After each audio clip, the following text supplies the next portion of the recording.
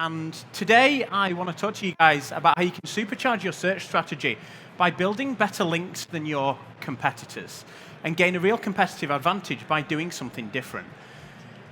And it all comes down to making sure you're not chasing the same links as everybody else. If you are chasing the same links as your competitors, how can you expect to win? When we use tactics such as guest posting, resource link building, what we often find is that we're just building the same links as everybody else in our sector. But if we actually look at Google's webmaster guidelines and what Google tells us we should be doing in terms of building quality and authority links, we see that we need to be creating unique and relevant content which can naturally gain popularity and is valuable to the readers of publications. But my whole concept and take around link quality goes way beyond metrics. We can look at DA, we can look at trust flow, but what these metrics often don't take into account is the topical relevance of the links we're building. And I often sit down with my clients, sit down those who I work with, and I will say, would you still want this link if Google didn't exist? Because when we start to think like that, we start to build links that really drive traction and really make a difference. Links that we would want to exist if we weren't solely doing it for search purposes. But to give a bit of an introduction, so I run a digital PR agency, and weekly, monthly, I regularly earn links and coverage for clients from the world's top tier publications, and here's a few examples. And I do that with headlines such as these. Typically, as an agency, we often try and focus on fun, exciting, sometimes controversial content, and in the past year or so, we've launched campaigns with headlines such as Kim, Khloe, and Kourtney Kardashian's Instagram followers, half of these are fake. We looked at the best US cities for smoking weed, doing coke, drinking heavily, and going to strip clubs. Content that gets people talking. But why? Because when we build the right links, we can really start to supercharge our organic search strategies. And here's a screenshot that I dropped in from one of my clients from Search Metrics, and you can see the orange dots show campaigns that we launched over the past 18-month period. We launched 6 campaigns here, and we can see the growth that comes off the back of a great link acquisition strategy. And what I will say is that this equates to around 500 unique linking domains in about a 12, 14-month period. But I'm very much of the opinion that as link builders, we don't need to be writing guest posts. We don't need to be paying bloggers to sponsor content, and we sure as hell don't need to be relying on private blog networks. What do we do then? Well, create and promote contagiously creative content that gets people talking. And typically that means combining data-driven assets with PR tactics, what many of us in the industry refer to as digital PR. And to share a few examples of campaigns that have gained real traction, this is what's now been known as our Kardashian calculator, a campaign called You vs. the Kardashians, which we launched about 18 months ago, which allowed a user to enter their salary and compare themselves to the Kardashians. And we pulled out a headline that Kim Kardashian earned the average UK salary in 6.5 hours. Links from over 200 unique domains. Our InstaWorth calculator, over 400 unique domains. It allowed you to put your Instagram handle in, and we calculated how much any single one of us could be worth as an influencer. Another example, the world's hardest working musicians. Whilst the link count on this campaign was perhaps lower, we landed coverage from the likes of NME, etc., and these pop culture entertainment sites. This got picked up by Lewis Capaldi on Twitter. He shared it to his millions of followers, and he started talking about it on Capital FM. And a campaign that we actually launched for a casino client, Time to First Million, we did a data-driven study into how long it took the world's billionaires to earn their first million, landing over 100 unique linking domains in the process. But why do we turn to digital PR as a tactic as opposed to some of the more traditional link building approaches? Well, when we use PR to build links, we drive brand awareness. We drive social engagement. We get referral traffic, we build authority, and we build trust. And as an industry over the past few years, we started talking about the concept of EAT. And I said very early on that my take is that EAT is a lot more closely hooked to link building activities than many first may have wanted to admit. Why? Because when we build great links, we demonstrate expertise, we build authority, and we sure as hell build trust. But why why do we build links? Well, we build links because great links increase a site's authority, which in turn leads to higher rankings. And better rankings, in most instances, lead to more money. And if we look at the reason why we're executing search strategies in the first place, it's typically to make either ourselves, our clients, or our bosses more money. So over the next 15, 20 minutes or so, I want to share with you the tactics that I use on a daily basis to build better links. And it takes three things to launch a great campaign. You need a newsworthy hook, you need solid data, and you need a link-worthy asset. So let's start by looking at how you find a newsworthy hook. And for those perhaps not familiar with PR terminology, the hook is that catches the attention of the journalists and their readers. It's what makes people want to cover your content, and what makes them want to consume your content. But it all starts with a great idea. We've seen in the industry a lot of talk about launch an interactive asset and your campaign will fly. Well, my take is that actually that's not quite true. If you have a poor idea, you can't dress it up with a fancy asset, a fancy visual. But you can take a fantastic, great concept and execute it as a blog post, as a static visual, as an interactive. Format only matters when you have a great idea and a great story. So you need to start by finding topics which your audience cares about. And you can do that by starting to ask a series of questions. And I always start by taking a client, taking a brand, and almost doing a mind map exercise. I look at what topics relate to the brand. Start with the brand, their core offering, their core service, their core products, and work out from there. Stepping out one step further from the brand at a time, and you'll be left with a mind map of topics that, as a brand, you're an authority on and can launch campaigns on. But to really, really drive value from campaigns and build better links than competitors, you need to know the questions which people are asking. A great tool that launched a few weeks ago, alsoask.com, fantastic tool that helps us answer the public, and we can turn to Google, start putting in questions around our key search terms, around the key topics, and you'll start to gain an insight into the sorts of questions that are being asked, and you can work this into your campaign ideation. But where I often get the most value when onboarding a client, and I ask this to every client who we work with, I will say, what are your 5 dream publications that you would love a link from, that you would like to be covered on? Why? Because a brand typically knows where their audience are hanging out. They know the publications where their audience are reading.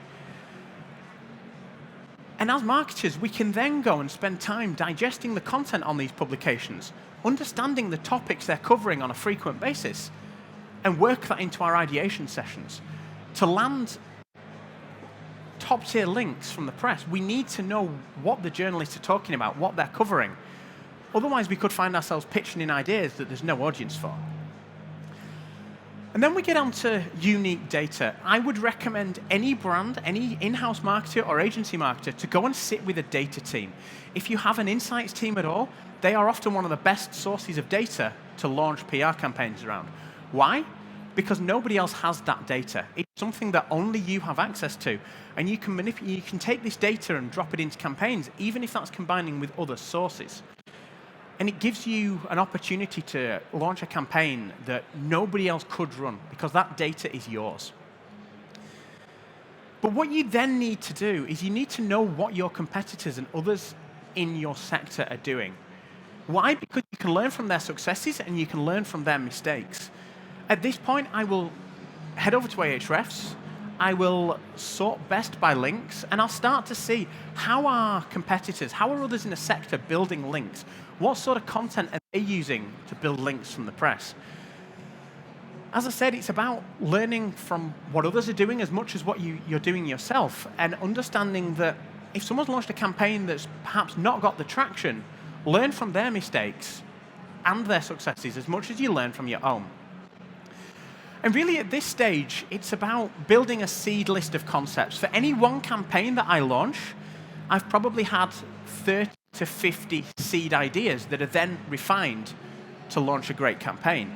At this stage, it's not about whether you could find the data for a campaign. It's not about whether it's the best idea. It's about having those seed ideas and those seed concepts that you can then refine further. And from my work in the iGaming space, I know that you often need to step away from the core product. Still in 2020, we get pushback from journalists saying, we love the campaign, but we're not linking to a casino. We're not linking to a sportsbook. And often, you can mitigate some of those issues by stepping that little bit away from the concept of gambling itself. And another thing that I will share is that when you're working with the sports press, what they really want to be covering is match reports, players, the real news. So if you want to gain traction, and actually we've had some fantastic campaigns in sport landing coverage from the top publications, you need to be doing something that stands out. You don't want to be creating content that a journalist goes, okay, yeah, it's okay. You need great content with a real talking point, if possible, slightly controversial. That's what really gets you the coverage and the links. So where do we often turn in iGaming? Well, we often turn to entertainment. We take that one step away from the core offering, and we go to entertainment. And to share a few examples of campaigns which I've been inspired by, which I really like in the gaming sector that's hooked to entertainment, this was a campaign that VerSearch launched a couple of years ago for, I believe, Party Casino. What makes a Hollywood hit? A data-driven analysis into the most profitable actors and movies, 125 unique domains. And then I think this is probably my favorite campaign that I didn't work on in the past year or so, by casino.org, which was what are the odds of seeing a UFO in the US? This was a really, really clever campaign that landed coverage from publications at a state level, regional, as well as the national and international publications. And it's a great way to demonstrate how you can step that little bit away from the core offering and build great links. So you've got your seed list of concepts. So what do you then do in terms of finding a data source? But let me first talk about why we use data and why I believe that data is the way forward in landing top-tier links from the press. You see, data gives credibility to your stories. Journalists are increasingly under pressure to ensure that the campaigns and the stories they're covering are backed up by solid data and fact, not just opinion in many cases. And data is a great way to do that. And it also creates a great talking point. It allows you to pull out different opinions. And when you use data, you can often tell controversial stories without being the one who's forcing that as an opinion. But these data sources do need to be trustworthy. As I say, as marketers were coming under scrutiny more and more from journalists at top-tier publications, to be able to prove that our data is valid, that our data is solid. So where do you turn? Well, surveys. You can go to YouGov as an example. You can poll 2,000 individuals, and whilst perhaps not as effective as they were 2 or 3 years ago, they're still a great way to poll the public, to poll an audience, and try and get opinions and take.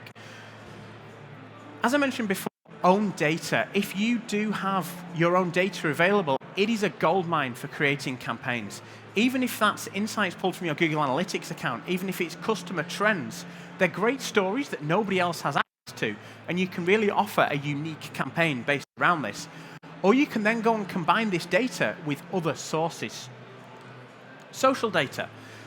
Some of the most successful campaigns that I've launched in the past few years have been built off the back of social data. Follower numbers. We launched a campaign studying the fake followers of celebrities. There's so much you can do with social data, and it works so well because we can all relate to it. The majority of us in this room are using social media, and if we look at follower counts, hashtag counts, fake followers on Instagram, it's something we can all relate to.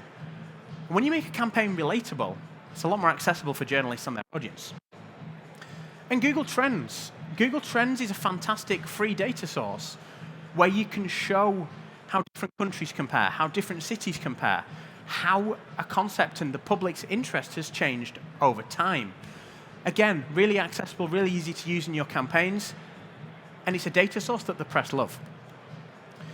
Government data in certain campaigns. Go to ONS and you'll find data broken down by region, by sector. Hooked onto this again, if you don't find government data on ONS as an example, freedom of information requests are also a great way to hook into these official sources to use in your link building campaigns. And then third-party data sets. Now, I often get pushback when working with brands, when working with clients on third-party data sets saying, okay, well, it is a great data source, but copyright prevents us from using it. Perhaps your legal or compliance team are saying, you don't have the permission to use that data source. Some are prepared to take the risk, but if not, simply ask.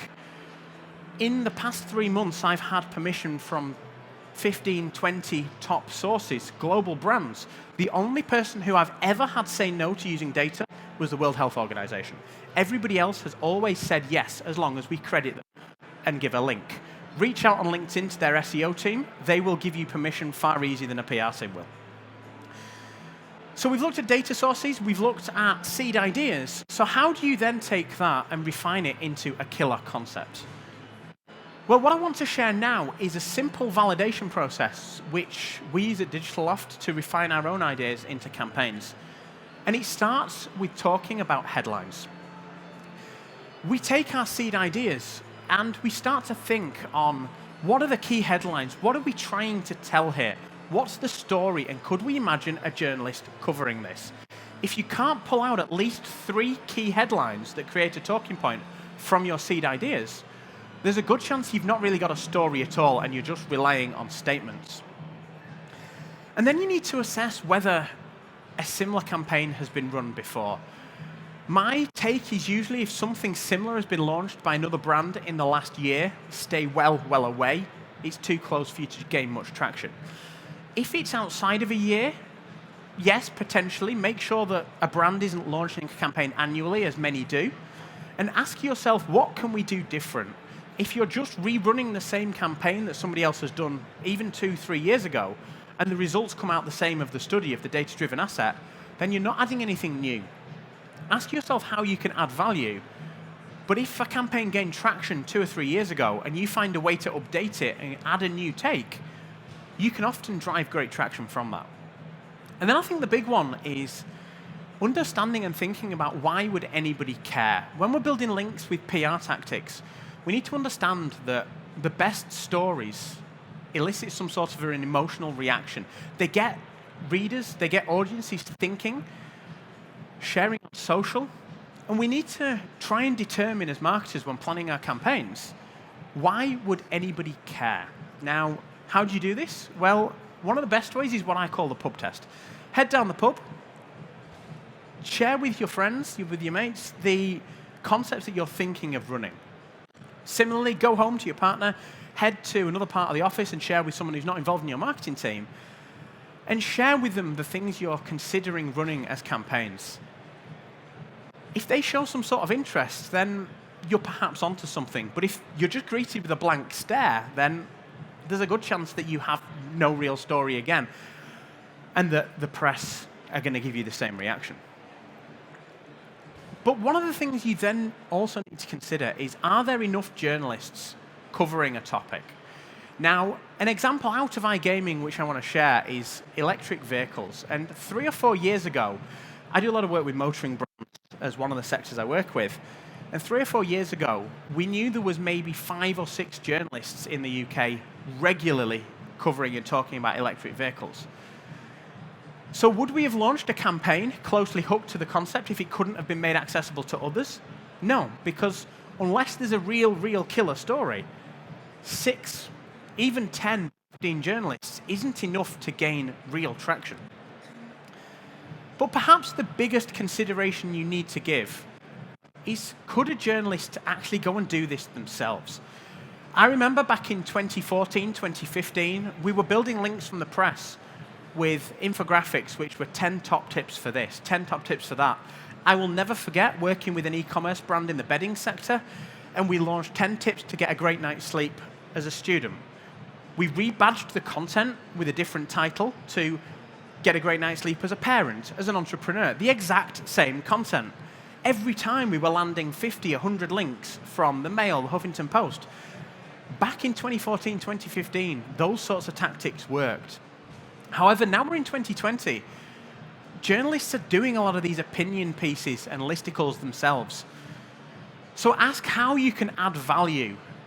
If you're simply sharing something that a journalist could pull together as an article in 20 minutes, half an hour, you're probably going to struggle to gain traction because it's not really that innovative, it's not really that exciting. So then we get to linkable assets. Now, my take is that you need to have something linkable. We see that unlinked brand mentions are on the rise, and as an SEO, unlinked brand mentions frustrate the crap out of me. Now, we are, to a certain extent, able to control that by creating something worth linking to.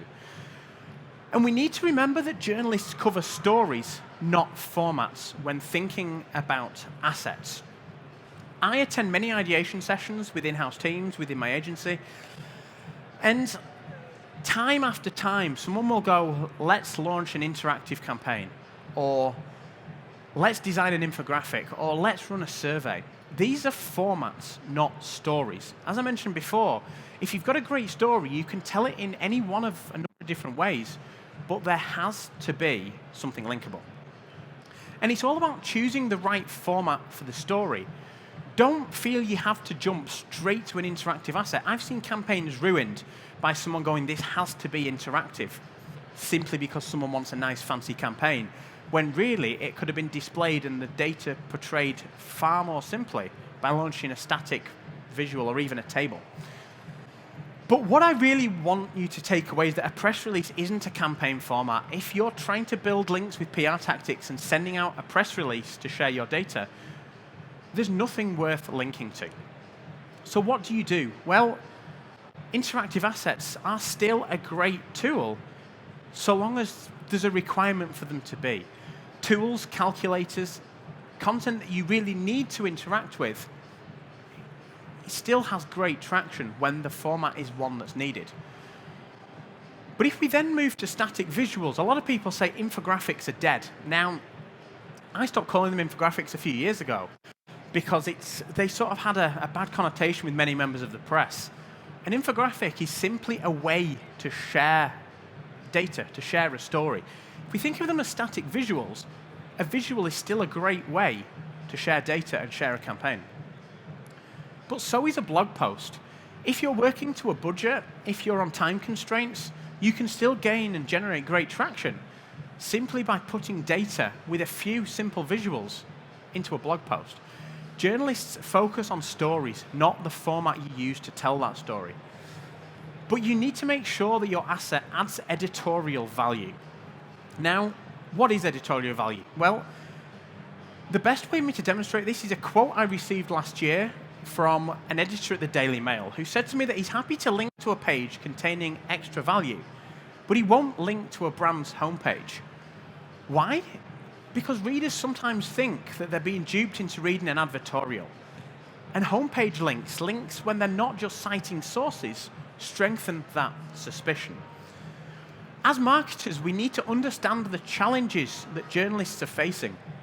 If the Daily Mail are under scrutiny for potentially linking out to advertorials and not marking them in that, even when they're not, that's a challenge that, as a marketer, I can't change that. But what I can do is control the assets and control the linkable assets that we provide to allow a journalist to link to something that adds editorial value. But really, it's as simple as being something extra which adds to a user's experience. When a reader clicks on a link from a piece of coverage to a campaign, what's on there that wasn't on the article? What's in there that adds editorial value, that enhances the user experience? And that's how we need to be thinking. But we know journalists are receiving hundreds of pitches every single day from PRs. Some great campaigns, some really, really poor campaigns. And really what it comes down to is making sure that our campaigns stand out, that we're doing something different to our competitors, that we're building links that make a difference from a search perspective, not relying on tactics that everybody else is, and asking ourselves, how can we be the ones to stand out? Thank you very much.